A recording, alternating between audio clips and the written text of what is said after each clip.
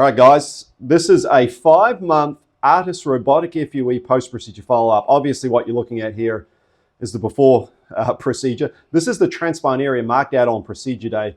This is Gard. Gard, how you doing, buddy? Good.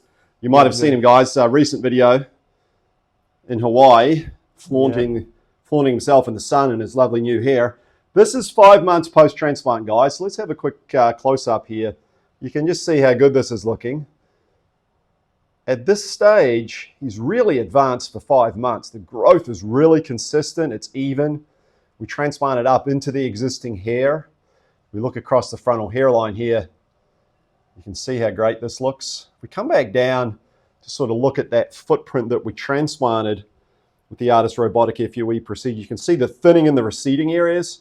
You can also see how he had some hair in the areas, particularly as you work towards the back of those marked out areas. That's where we transplanted up into the existing hair. Now remember, the transplanted hair is genetically permanent, so this hair on the back and the sides back here is immune to the byproduct of testosterone that causes hair loss. And as you can see, he's wearing his hair really short. Looks fantastic.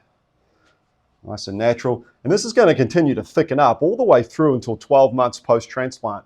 Little wide angle action will come in close here. Just how natural this looks, guys. Come back out again. Good. Comments, friends, family members? I get great comments. Everybody say I look younger, look better. How do you feel? How does it make you feel? I feel amazing. It's cool, isn't it? I feel my hair again. Yeah. Just rub your hands through the hair for us, man. Let's have a look at that. Nice.